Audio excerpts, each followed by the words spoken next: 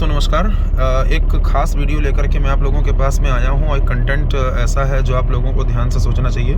नई गाड़ियों का ट्रेंड आ रहा है। आने वाले समय में 2023 तक बहुत सारी नई गाड़ियाँ आ चुकी होंगी जो कि हाइब्रिड हो चुकी होंगी।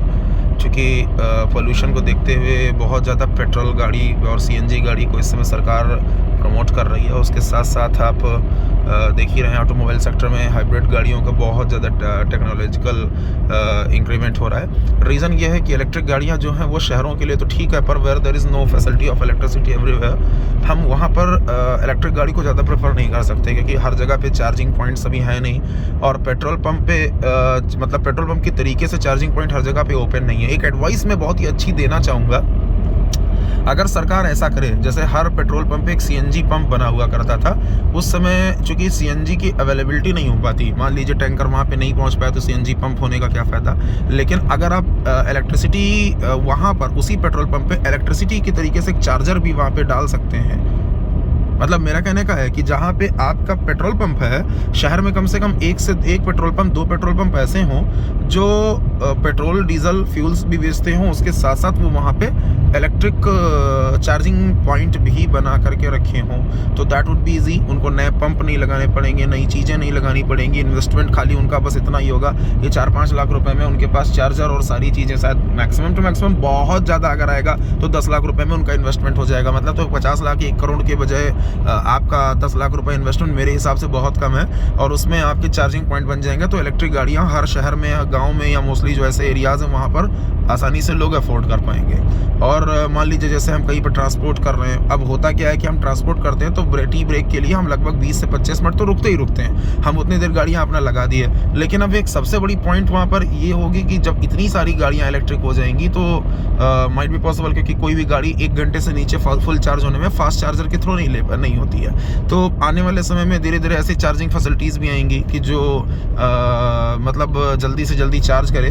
और कोई एमआई और वीवो ओप्पो जैसे फ़ोन में देते हैं 150 वाट चार्जर और 25 मिनट पे फुल, 30 मिनट पे फुल, लाइक दैट। इस तरह का कोई भी आपका चार्जिंग आ सकता है कि आपकी गाड़ियाँ इतनी जल्दी चार्ज हो जाए। हो सकता है उनके जो पेट्रोल पंप पे चार्जिंग पॉइंट्स हों उनसे गाड़ियाँ फास्ट चार्ज हों, ऐसा कुछ सुविधाएँ दी जा सकती हैं जिससे इलेक्ट्रिक गाड़ियों को प्रमोशन मिल सके। और एक सबसे बड़ी बात, इलेक्ट्रिक गाड़ियों में एक सुविधा और दी जा सकती है, जैसे कि जो सोलर प्लेट्स थी या सोलर एनर्जी को इतना हाई पावर में ऊपर कहीं ना कहीं कहते हैं कि उसके छत पे एक ऐसा सिस्टम लगा दिया जाए सोलर प्लेट टाइप की कि वो इतने हाई पावर में उस एनर्जी को कन्वर्ट कर सके कि हमारी गाड़ियाँ भी उससे चार्ज हो सकें। एटलीस्ट कुछ तो चार्ज होंगी ही होंगी। अगर थोड़ा सा भी उसमें होगा, हम मान लीजिए 2 घंटे का सफ़र करते हैं तो 2 घंटे में अगर हमारी गाड़ी 10-20% भी चार्ज हो गई तो कम से कम मैक्सिमम 30-40 किलोमीटर की तो इंक्रीमेंट हो ही जाएगी।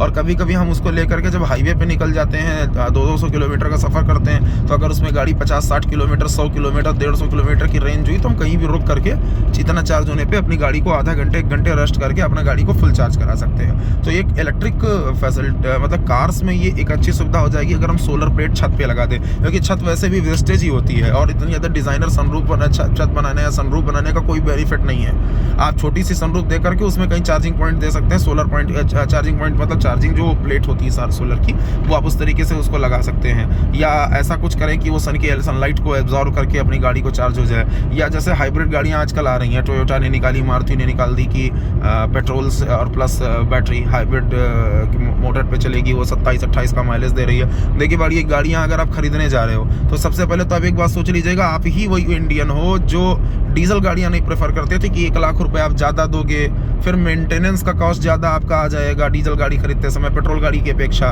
मान लीजिए पेट्रोल गाड़ी किसी का टॉप मॉडल 7 लाख का है तो डीजल का उसका 8-8 लाख का पड़ेगा, प्लस उसमें आपका मेंटेनेंस ज़्यादा पड़ेगा। माइलेज कोई इतना बड़ा मैटर नहीं है, 2-4 किलोमीटर 5 किलोमीटर का अंतर आता है। तो आप जब हाइब्रिड गाड़ी खरीद रहे हो तो हाइब्रिड गाड़ी में 5-5 लाख रुपए का अंतर आ रहा है। हाँ, आप देख सकते हैं अगर आप टॉप मॉडल के ऊपर जाते हैं तो टॉप मॉडल बेस मॉडल से जो हाइब्रिड टॉप मॉडल है वो 5 लाख रुपए का लगभग अंतर आ जाता है। अगर नॉर्मल हम गाड़ी का टॉप मॉडल लेते हैं उससे तो 1.5 से 2 लाख रुपए का कम से कम अंतर आ रहा है, जहाँ तक मेरी जानकारी है। ठीक है, या शायद वो फीचर ही वो उस नॉर्मल मॉडल में नहीं दे रहे हैं, जो नॉर्मल आपकी हाइब्रिड नहीं है, नॉन हाइब्रिड कार में वो मॉडल ही नहीं आ रहा है। अगर आपको वो टॉप मॉडल लेना है तो आपको हाइब्रिड ही लेना है। ऐसी कुछ गाड़ियों का अपना एक फंक्शन सिस्टम है।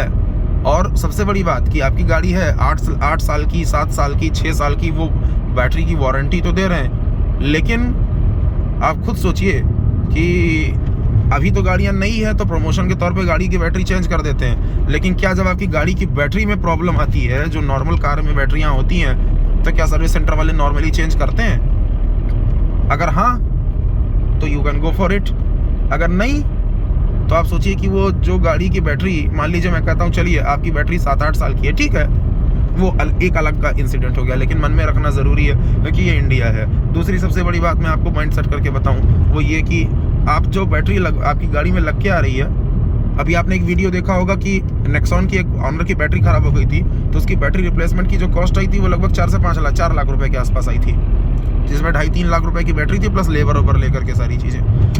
तो आप अगर हाइब्रिड गाड़ी चला रहे हैं तो कम से कम 2 लाख रुपए की तो बैटरी आपकी होगी। तो आपका क्या वो मेंटेनेंस में नहीं आता?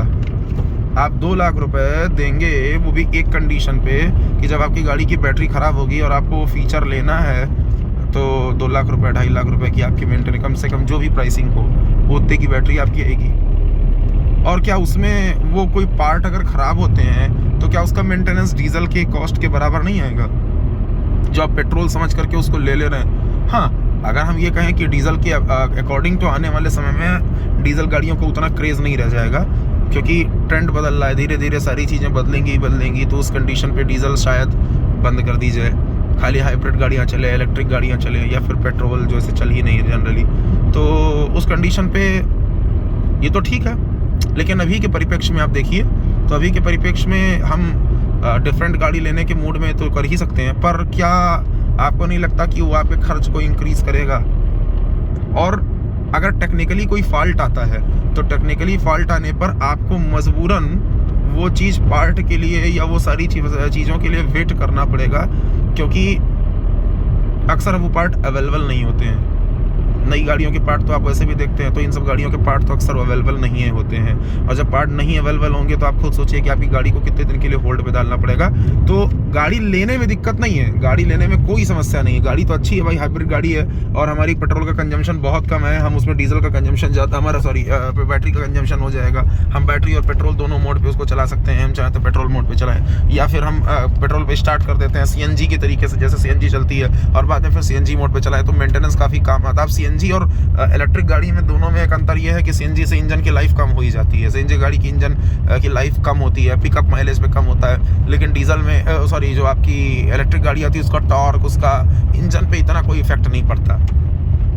पर जो पावर जनरेशन है, वो पावर जनरेशन और सारी चीज़ों को देखते हुए कहीं ना कहीं हमें एक चीज़ माइंड सेट करके चलना ही होगा कि ये हमारे इन्वेस्टमेंट को बढ़ा रहा है और उसके साथ साथ आने वाले समय में हमारा मेंटेनेंस भी बढ़ेगा। ये माइंड सेट करके आपको गाड़ी लेने वाला है, क्योंकि अभी किसी मेरे करीबी ने गाड़ी लेने की बात कही तो उन्होंने मुझे बहुत अच्छी बात कही कि आप पेट्रोल गाड़ी अभी भी ले सकते हो अगर आपकी रनिंग बहुत ज़्यादा नहीं है। जनरली आप ये सोचिए कि आप किसी का हाइब्रिड गाड़ी को लेते हो तो उसमें पैसा लगा रहे हो, आने वाले समय में आपका मेंटेनेंस भी उसमें लगेगा ही लगेगा। फिर ऊपर से आपकी अगर मान लीजिए कोई प्रॉब्लम आती है और आप किसी ऐसे एरिया में जाते हैं, इंडिया अभी इतना डेवलप नहीं हुआ है कि हर जगह पे गाड़ियों का सर्विस सेंटर टोयोटा का आपको मिल जाएगा, या फिर मारुति की वो हर सर्विस सेंटर पर आपको उसके इलेक्ट्रीशियन मिल ही जाए। तो ये प्रॉब्लम आती है, और अगर ये प्रॉब्लम आ रही है और हर कंपनियां ये काम कर रही हैं तो फिर आपको प्रॉब्लम होगी, बिल्कुल होगी। तो आप अपने एरिया को ध्यान में रखते हुए, अपनी फैसिलिटीज़ को ध्यान में रखते हुए आप लीजिए। अगर आप जैसे वोल्वो ने सबसे पहले ये टेक्नोलॉजी निकाली थी अपने XC90 में कि वो 47 का माइलेज देती थी, पेट्रोल 2.0 लीटर उसका टर्बोचार्ज पेट्रोल इंजन था और वो 47 का माइलेज देती है। ये इसी टेक्नोलॉजी पे, हाइब्रिड टेक्नोलॉजी पे देती है। अब देखिए वोल्वो से अच्छी कंपनी मतलब इस मामले में कोई नहीं। सीट बेल्ट सबसे पहले उसने निकाला ताकि लोगों की सेफ्टी दिया सके, और उसने पेटेंट तक इसका नहीं कराया। उसका नाम है लेकिन उसने पेटेंट नहीं कराया। चाहता तो वोल्वो के अलावा कोई और दूसरा सीट बेल्ट को यूज ही नहीं कर सकता था, या अगर सीट बेल्ट को यूज करता तो रॉयल्टी देता हर बार वोल्वो को, बहुत पैसा कमा सकती थी। ऐसे ही एयरबैग सबसे पहले वोल्वो ने निकाला, सबसे पहले ऑटोमोबाइल सेक्टर में। वो चाहती तो उससे रॉयल्टी से पैसा कमा सकती थी। ऐसे ही हाइब्रिड मोटर भी XC90 में वोल्वो ने निकाला, 47 का माइलेज जितनी बड़ी गाड़ी देती है, क्या टेक्नोलॉजी उनके पास में होगी। तो वो उसका पेटेंट नहीं करा रही है ताकि वो भविष्य में सारी टेक्नोलॉजी को हर लोगों तक पहुंचा सके। उसका पेटेंट उसने नहीं कराया। तो ये चीज़ है, ठीक है, पर जो वोल्वो लेता है ही कैन अफोर्ड। पर हम और आप जब बात आ जाए एक चीज़ को, तो जब हम डीजल गाड़ी को अवॉइड करते हैं 1 लाख रुपए के चलते हुए, कि जबकि ऐसा कोई बहुत मेंटेनेंस में अब अंतर नहीं आता। आज के समय में आप डीजल गाड़ी का मेंटेनेंस देख लीजिए और पेट्रोल गाड़ी की मेंटेनेंस देख लीजिए।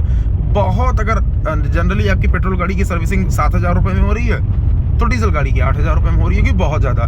फ्यूल फिल्टर, एयर फिल्टर लगभग सेम कॉस्टिंग का आता है, डिस्क पैड सेम कॉस्टिंग का आता है, एयर फिल्टर सेम कॉस्टिंग का है, इंजन ऑयल सेम पड़ना है, लेबर सेम होना है। तो अगर मान लीजिए 2,000 रुपये की आपकी मोबिल है, 1,800 रुपये आपकी गाड़ी का लेबर चार्ज है, 3,300 रुपये ये, 600 रुपये का एयर फिल्टर हो गया आपका, 4,500 रुपये आपका ये हो गया, प्लस आपका फिर अगर मान लीजिए आपने मोबिल इंजन ऑयल फिल्टर बदला, 200 रुपये का इंजन ऑयल फिल्टर वो आ गया। तो बात तो ही पड़ गई ना। इसमें अंतर क्या आएगा? अंतर बस खाली तब आता है जब आपका कोई फ्यूल फिल्टर चेंज हुआ या इंजन ऑयल फिल्टर में 100-200 रुपये का अंतर आ गया, बस। अलाइनमेंट बैलेंसिंग आपका सेम कॉस्टिंग लगना है, तो अब कहाँ अंतर है? अब वो जमाने चले गए जब वो अंतर हुआ करता था। तो जब आप इतना डीजल को लेकर के 1,000-1,500 रुपये के लिए आप डीजल गाड़ी को अवॉइड करते थे, तो हाइब्रिड गाड़ी लेने से पहले एक बार सोचिएगा क्या वो आपके लिए वैल्यूएबल है। आप गाड़ी अच्छी है, अगर आपकी नीड है, आपको रनिंग डिस्टेंस आपकी ज़्यादा है, तो आपके लिए बहुत बेनिफिशियल है। क्योंकि कोई भी अगर गाड़ी आपको 25 का माइलेज दे रही है तो आपकी रनिंग कॉस्ट ज़्यादा से ज़्यादा आज के समय में 4 रुपये किलोमीटर आएगी, और एक हिसाब से बहुत बढ़िया है। 4 रुपये किलोमीटर के हिसाब से आपकी रनिंग कॉस्ट, गाड़ी मतलब मोटरसाइकिल के दाम में आप चल रहे हैं, बहुत अच्छी बात है। लेकिन अगर आपकी रनिंग कॉस्ट इतनी नहीं है, मतलब रनिंग आपकी इतनी नहीं है, तो आपके लिए पेट्रोल गाड़ी या कोई सस्ती डीजल गाड़ी ही आपके लिए बेनिफिशियल है फिर, अकॉर्डिंग टू मी। जो आप 12 से 13 लाख रुपए के आसपास कोई भी डीजल गाड़ी अपनी लेकर के रन कर सकते हैं, क्योंकि अभी आने वाले 10 साल तक डीजल गाड़ियाँ इतनी जल्दी बैन नहीं हो जाएंगी, और मेरे हिसाब से वो चीज़ आपके लिए बेनिफिशियल होगा। या फिर आप अगर नई टेक्नोलॉजी के पीछे जाना चाहते हैं और आगे आप इन्वेस्टमेंट करना चाहते हैं, तो बिल्कुल हाइब्रिड गाड़ी चुनिए, क्योंकि वो एक नया फीचर है, और आने वाले समय में फ्यूचर वही है, हाइब्रिड या फिर प्योर इलेक्ट्रिक। तो आज की वीडियो के लिए इतना ही। Thank you so much for watching. अपने जो विचार हैं वो कमेंट में ज़रूर दीजिएगा।